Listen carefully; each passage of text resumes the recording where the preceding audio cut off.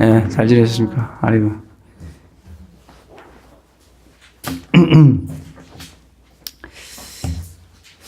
우리가 지난주에는 마가복음 전체를 이렇게 살펴보면서 성경의 주제가 뭔가 그걸 좀 같이 나누었습니다.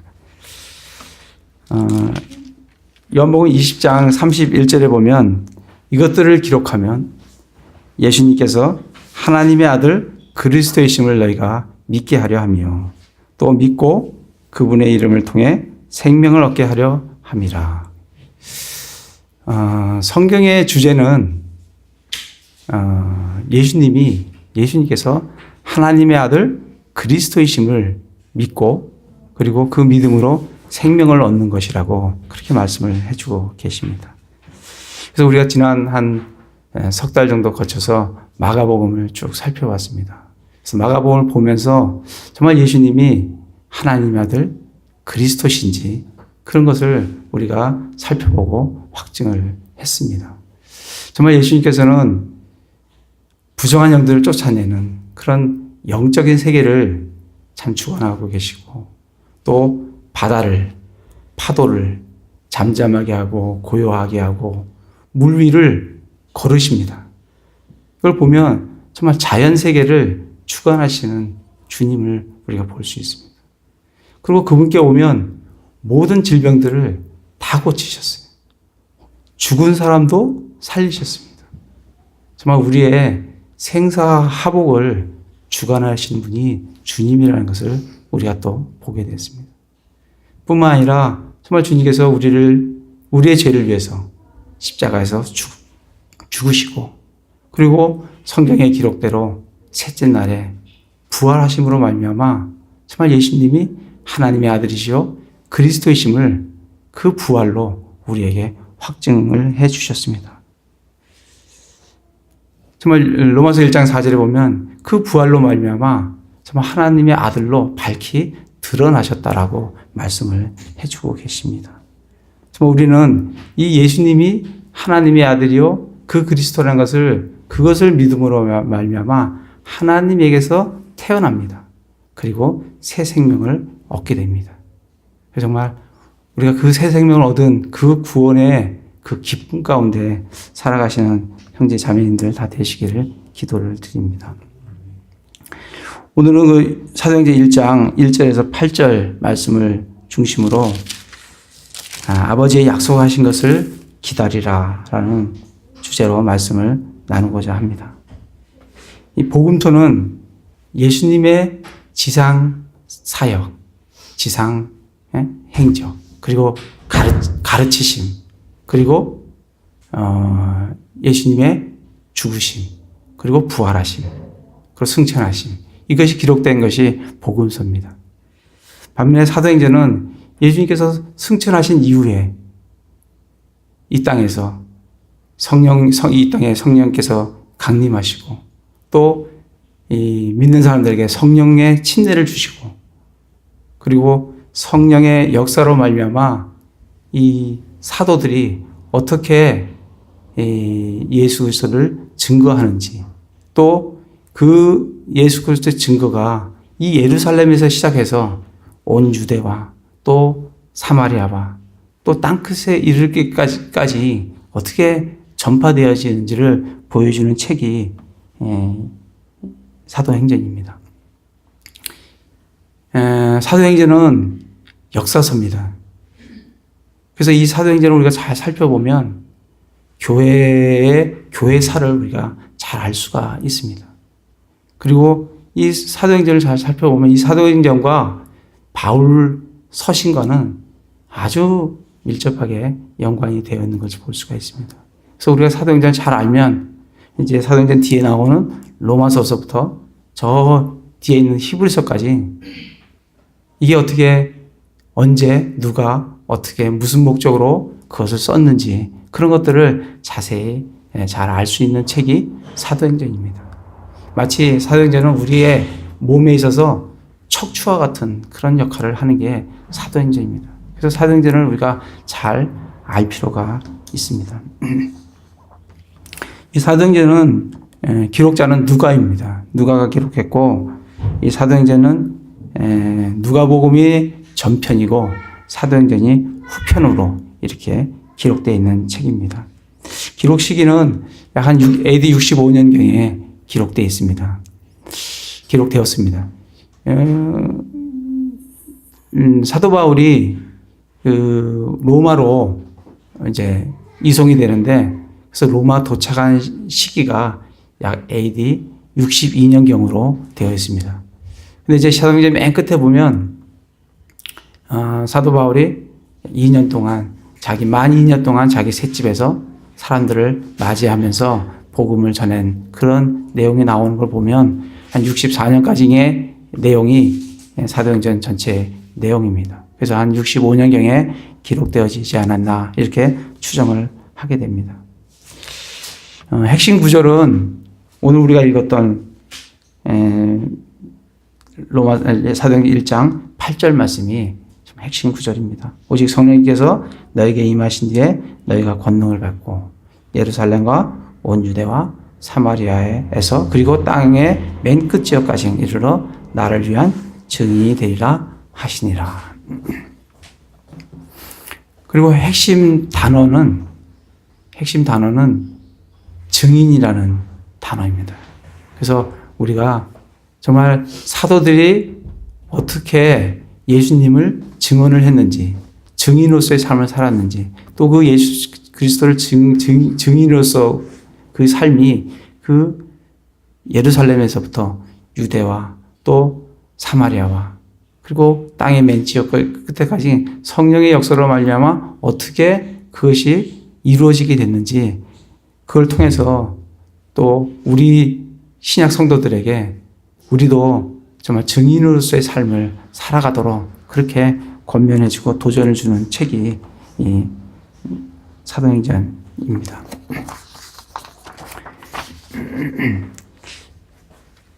1절과 2절을 보시면 1절에 보면 오 데오빌로요 예수님께서 행하시고 가르치기 하신 모든 일에 관하여 내가 작성한 이전 보고서는 그래서 이 사도행전의 수신자는 오 데오빌로라는 그 한 개인에게 데오빌로 카카라고 하는 그 개인에게 쓴 그림을 볼 수가 있습니다.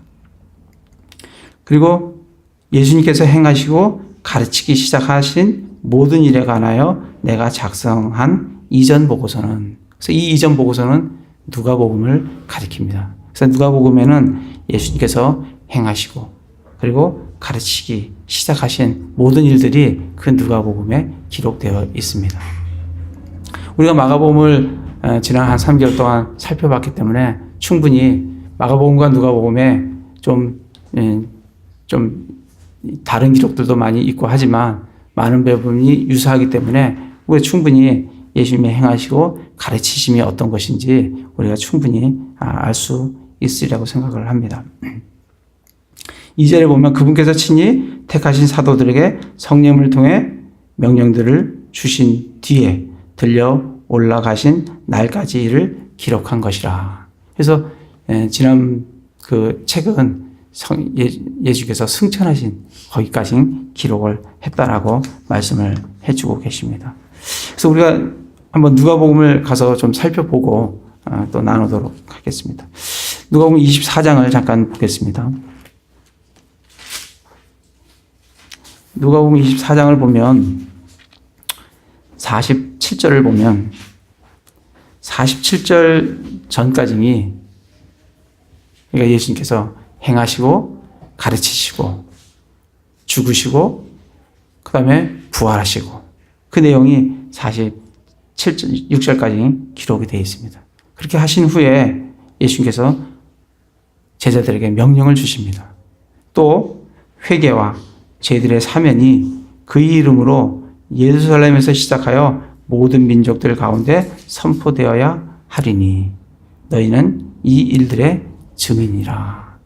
그래서 예수님께서 전하신 그 복음, 예수님의 죽으심과 그 다음에 부활하심, 그것이 그걸 통한 회개와 죄들의 사면이 예루살렘에서 시작해서 온 유대와 사마리아와 땅끝까지 선포되어야 한다라고. 또 그것에 대해서 너희 이 사도들이 정말 그것에 대한 증인이라고 이렇게 말씀을 해 주십니다. 그러면서 49절에 보라 내가 아버지의 약속하신 것을 너에게 보내려니와 너희는 높은 곳에서부터 오는 권능을 입을 때까지 예루살렘 시에 머물라 하시니라. 예수님께서 약속하신 것이 있어요.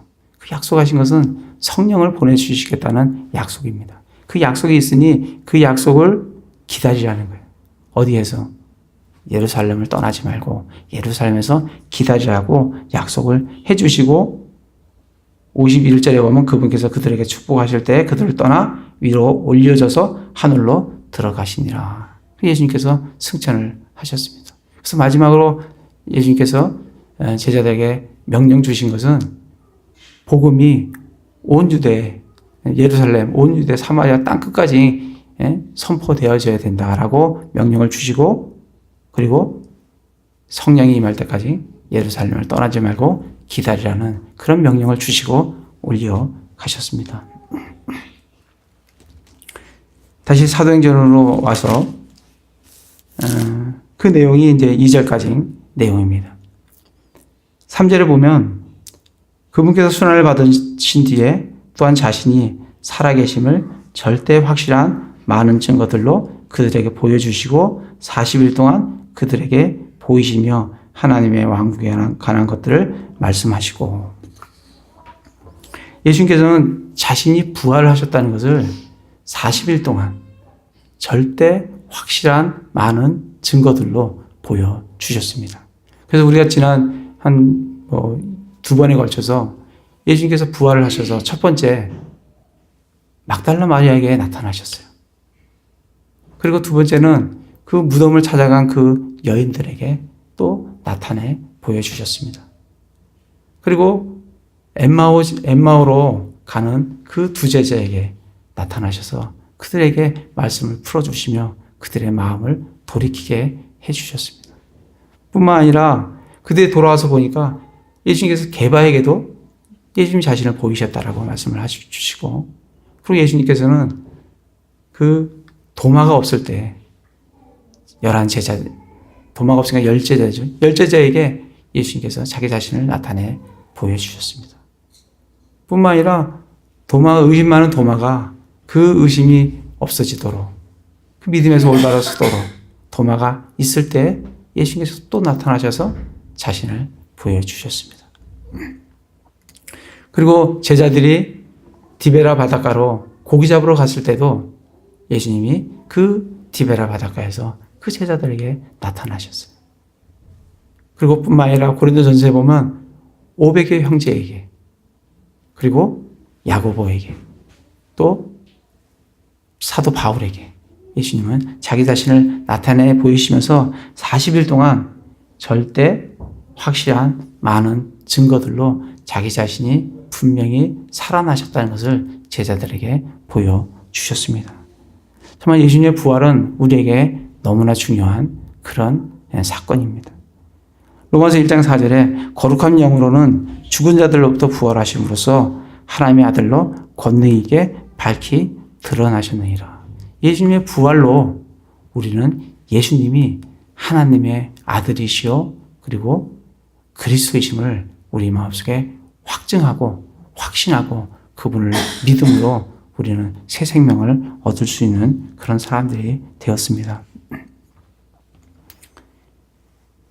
4절에 보면 또 그들과 함께 모이사 그들이 예루살렘을 떠나지 말고 아버지의 약속하신 것을 기다리라고 그들에게 명령하셨느니라.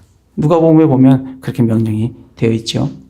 그분께서 이르시되 그 약속하신 것에 대해서는 너희가 내게서 들었나니 참으로 요한은 물로 침례를 주었을 때 너희는 이제부터 많은 날이 지나지 아니하여 성령님으로 침례를 받으리라 하시니라 라고 말씀을 해 주셨습니다.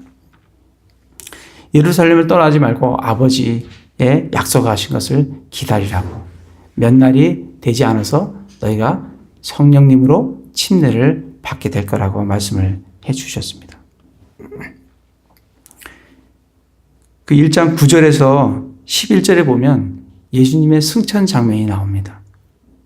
이것들을 말씀하신 뒤에 그분께서 그들이 보는 동안 들려 올라가시니 구름이 그분을 받아들여 그들이 보지 못하게 하더라 하고 하시면서 예수님께서 승천을 하시는 장면이 나옵니다. 근데 11절에 보면 너희를 떠나 하늘로 들려 올라가신 이 동일한 예수님께서는 너희가 그분께서 하늘로 들어가시는 본 그대로 오시리라. 예수님은 그 모습 그대로 다시 오시겠다라고 말씀을 해 주셨습니다. 그래서 실제로 스가랴서에 보면 이게 지금 올라가신 장면이 12절에 보면 올리벳이라는 그런 산에서 예수님께서 승천을 하셨어요. 그건 올리브 산이에요. 스가랴에 보면 예수님께서 내려오실 때 올리브 산으로 내려오십니다. 그래서 예수님께서는 올라가신 그대로 또 그 모습 그대로 그곳으로 오신다라고 말씀을 해주고 계십니다. 그걸 보고 난 이후에 그들이 올리벳이라는 산이라고 하는 산으로부터 예루살렘으로 돌아왔어요. 근데 돌아올 때 13절에 보면 11사도가 다 돌아온 것을 참 볼 수가 있습니다. 저는 이 말씀을 읽으면서 참 감사한 마음이 들었어요. 그래서 정말 우리가 얼마 전 이 복음서에만 봐도 제자들이 베드로는 예수님 배반하고 제자들은 다 뿔뿔이 흩어지고 다 부인하고 그런 어떤 사람들인데 예수님께서 다시 부활하심으로 자기 자신을 나타내 보여주심으로 이들의 마음이 회복되어지고 다시 한 자리에 모여서 주님께서 약속하신 것을 기다리라고 하신 그 명령들을 기다리는 그러한 장면을 참 보게 됩니다. 14절에 보면 이들이 다 여자들과 예수님의 어머니 마리아와 11제자와 또 예수님 어머니 마리아와 그리고 그분의 형제들과 이렇게 해서 한 마음이 되어 기도와 간구를 계속 하는 모습을 보게 됩니다. 이들은 예수님께서 얼마 있으면 성령께서 오신다고 하나님께 약속하신 것을 기다리라고 했으니까 이들은 함께 모여서 기도와 간구 계속 하는데 15절에 보면 이들의 수가 약 120명이라고 말씀을 해주고 있습니다. 120명이 한 자리에 모여서 기도하며 간구하며 성령께서 오시기를 지금 간절히 기도를 하고 있습니다.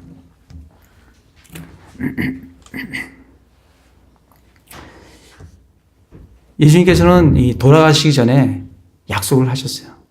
내가 죽고 부활하고 내가 승천해서 영광을 얻으면 내가 성령을 보내주시겠다고 약속을 하셨습니다. 우리 요한복음 13장을 가보도록 하겠습니다. 요한복음 13장을 보도록 하겠습니다.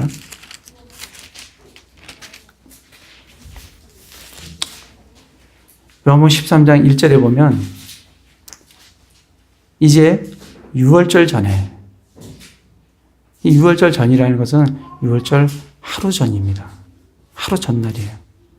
이 하루 전날 예수님께서는 제자들과 함께 만찬을 하셨어요. 유월절 만찬을 하셨어요. 그래서 2절에 보면 저녁 식사가 끝날 무렵 이게 유월절 만찬이 끝날 무렵을 얘기를 해주고 있습니다. 그래서 13장부터 19장까지는 유월절 전날 하루도 아니죠.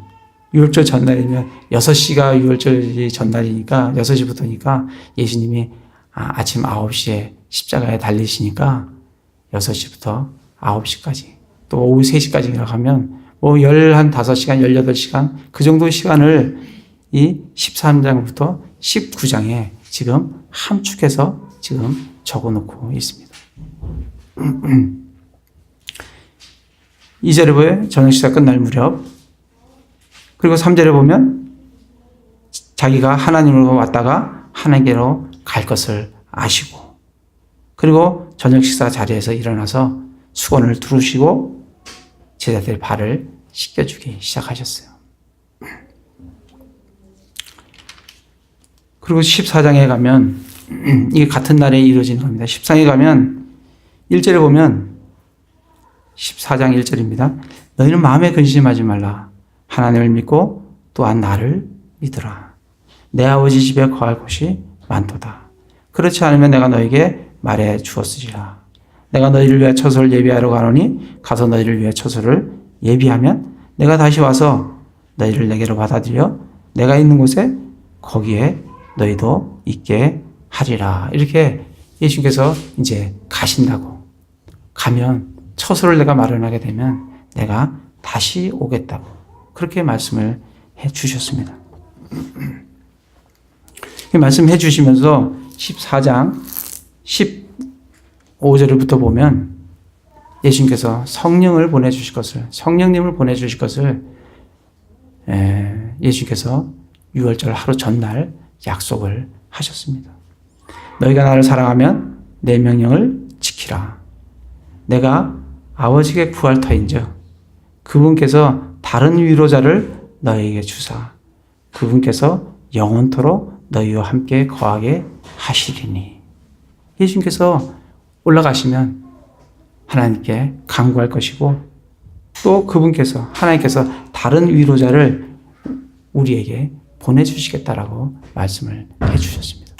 보내주시는데 그분께서 영원토록 우리와 함께 해주시겠다고, 그러한 위로자를 보내주시겠다고 약속을 하셨습니다.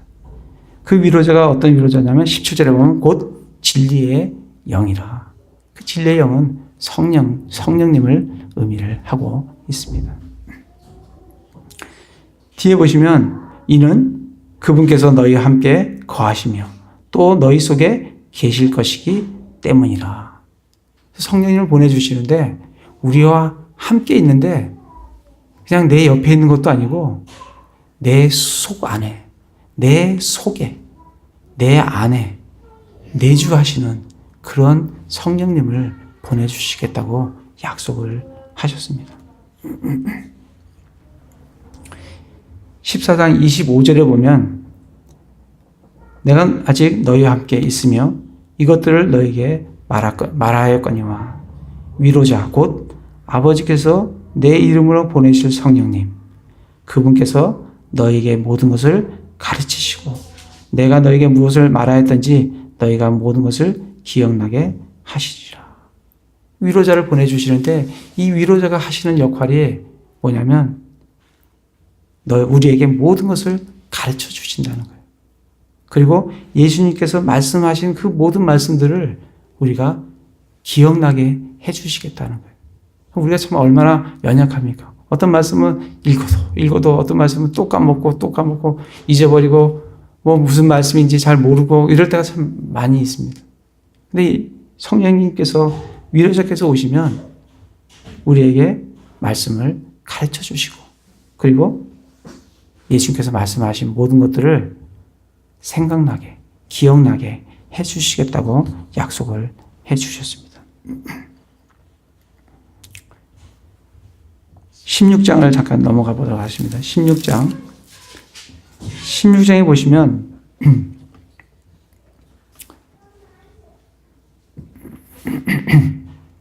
16장 5절부터 보면 그러나 내가 내 길로 나를 보내신 분에게로 가는데 예수님께서 이제 죽으시고 부활하시는 그리고 승천하시는 그 길로 가십니다. 가는데 너희 중에 아무도 어디로 가시나이까 하고 내게 묻지 아니하고 도리어 내가 이 일들을 너에게 말하였으므로 너희 마음에 근심이 가득하였도다. 제자들은 예수님이 떠난다는 게 마음의 근심이에요.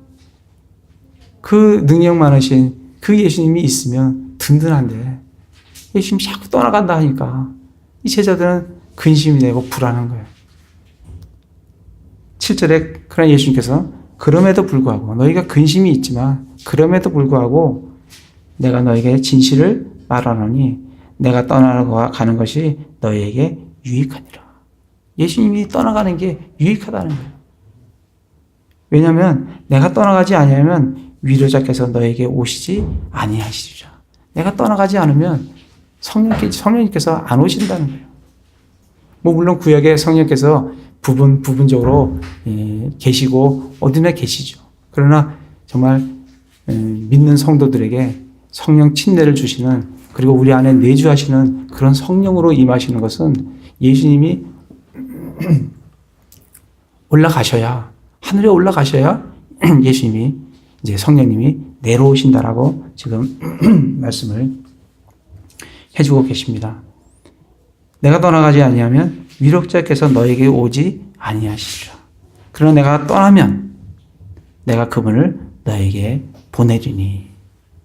그래서 예수님이 떠나가는 게 우리에게 유익이다. 그리고 우리를 홀로 그냥 내버려 두지 않고 위로자 성령님을 우리에게 보내주시겠다고 그렇게 말씀을 하고 계십니다.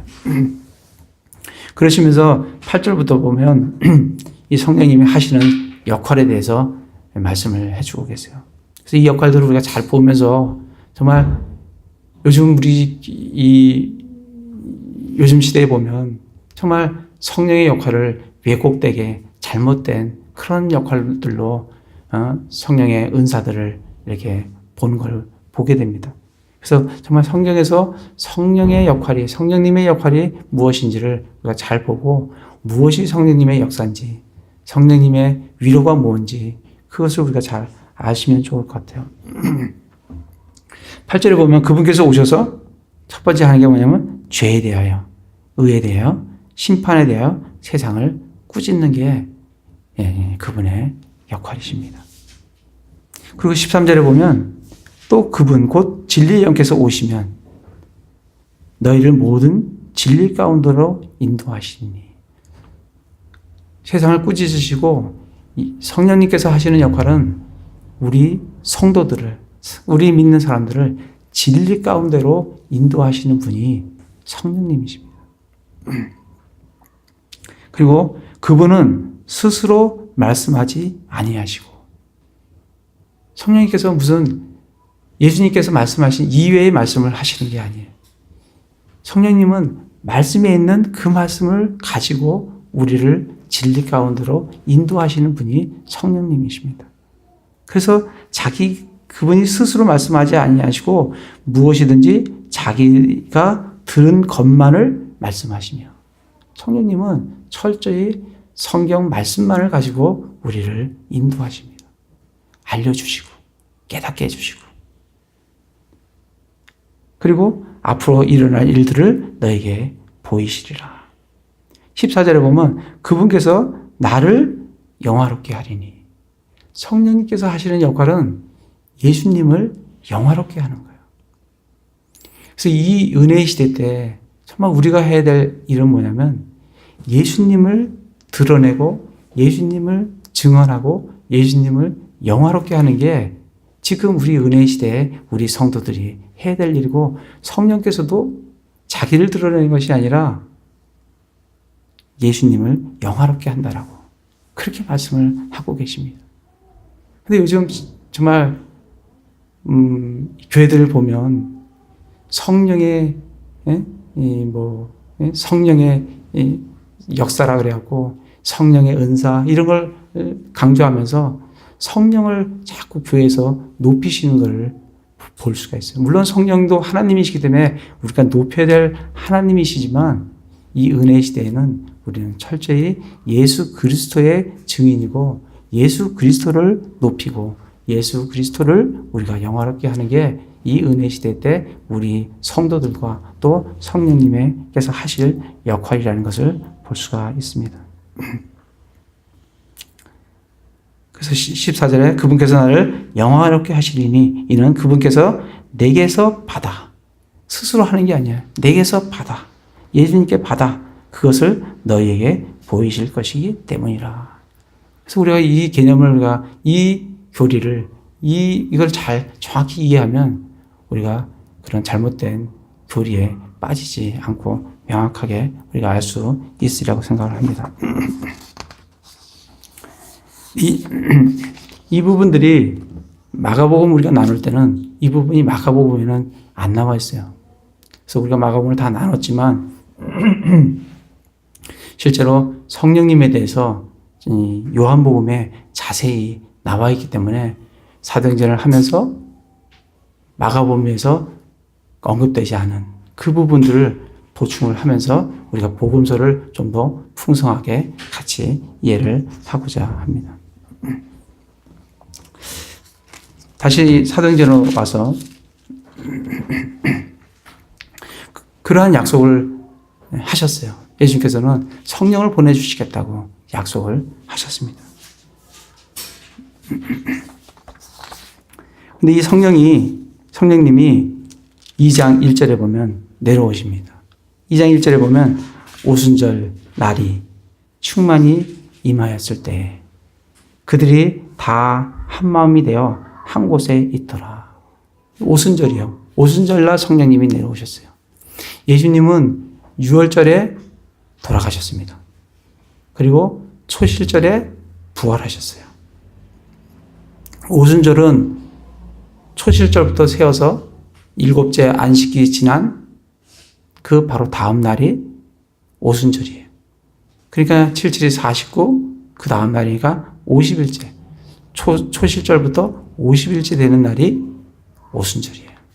그럼 예수님께서는 부활하신 후에 40일 동안 자기를 보이셨기 때문에 40일이 지났고 이 제자들은 120명은 10일만 기다리면 오순절이 되고 그 10일 안에 10일 정확히 10일 그때 성령님께서 오순절날 강림하시는 것을 볼 수가 있습니다. 강림하는 모습을 보면 3절, 2절에 보면 갑자기 하늘로부터 급하고 강한 바람 소리 같은 소리가 나고 그들이 앉아있던 온 집 안에 그것이 가득하며 하늘로부터 바람 같은 그런 바람이 아닙니다. 그죠? 바람 같은 소리라 그랬어요. 바람 같은 소리. 소리인데 뭐 잘 표현이 안 되니까 바람 같은 소리 같은 것이 집 안에 가득했어요. 그리고 3절에 보면 불의 혀같이 갈라지는 것들이 불이 아닙니다. 그죠? 불의 혀같이 불이 이렇게 막 우리 모닥불 펴보면 이렇게 이 모습이 마치 혀가 이렇게 왔다 갔다 들어갔다 하면서 보이듯이 그런 모습을 지금 상징을 해주고 있어요. 불이 아니에요. 불의 혀같이 갈라진 것들이 그들에게 나타나 그들 각 사람 위에 앉더라.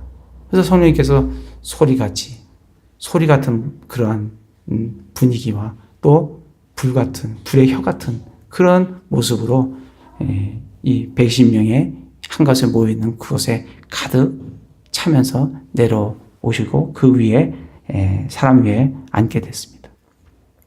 그러니까 이들이 4절부터 그 성령님으로 충만해져서 이들이 각기 다른 언어입니다. 다른 언어로. 그렇지만 다른 사람들이 들을 수 있는 언어로 각 사람들에게 지금 복음을 선포하는 것을 볼 수가 있습니다. 이게 오순절날 성령님께서 내려오시는 장면이에요. 우리 예전에 그 마가복음에서 예수님 위에 성령님이 내려오시는 것을 봤어요. 예수님께서 그 세례 요한, 침례 요한에게 침례를 받고 물 위에서 올라오실 때 예수님에게 비둘기같이 성령님이 비둘기같이 내려오셨다라고 되어 있어요. 근데 지금 여기에서는 불같이, 불의 혀같이, 또 강한 바람소리같이 이렇게 오시는 걸 볼 수가 있어요. 그것은 정말 예수님은 죄가 없으신 하나님이십니다. 죄가 없으신 하나님께로 내려오는 성령님과 죄 많은 우리 인간에게, 사람에게 내려오는 성령의 모습이 이렇게 다른 것을 우리가 참 볼 수가 있습니다. 그래서 이렇게 성령님께서 내려오시는데 그 사도행전 1장 5절에 보면 참으로 요한은 물로 침례를 주었으되 너희는 이제부터 많은 날이 지나지 아니하여 성령님으로 침례를 받으리라. 그래서 성령님이 내려오시고 성령님께서 침례로, 예수님께서 성령님으로 믿는 사람들에게 침례를 주십니다. 이 5절에 보면 참으로 요한은 물로 침례를 주었을 때, 요한은 물로 침례를 주었어요. 마태복음 3장 11절에 보면 참으로 나는 회개에 이르도록 너희에게 물로 침례를 주거니와. 침례자 요한의 침례는 회개의 침례입니다. 거기는 구원이 없어요.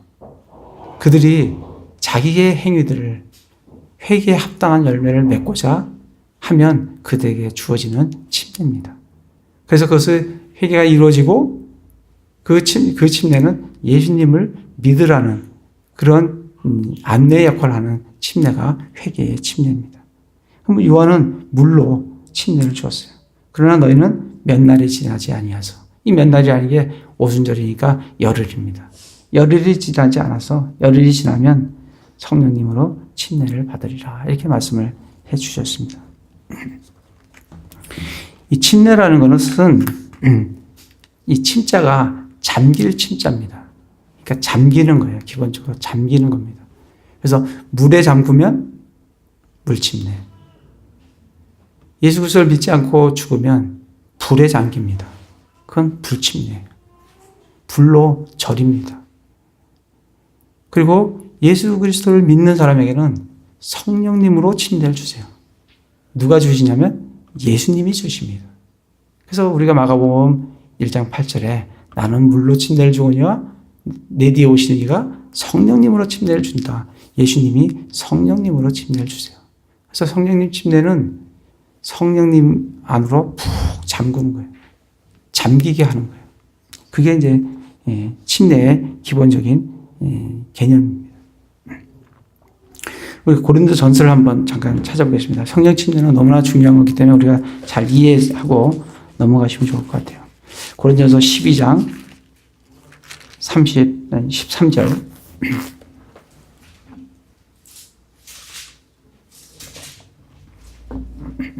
고린도전서 12장 13절에 보면 성령 침례에 대한 정확한 정의가 나와 있습니다.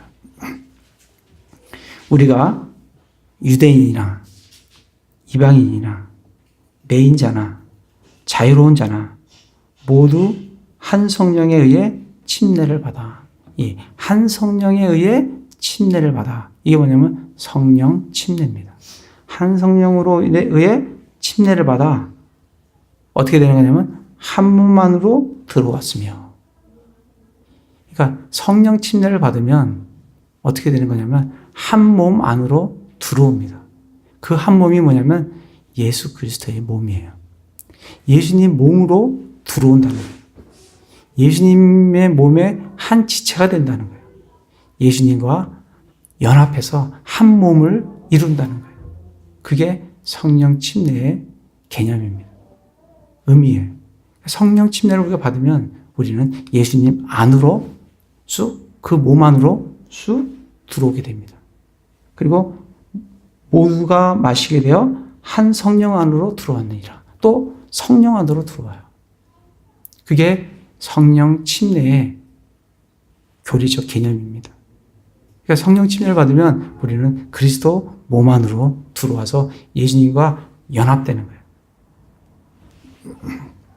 그게 성령 침례의 개념입니다. 이걸 좀 더 우리가 살펴보기 위해서 로마서 6장을 잠깐 보겠습니다. 로마서 6장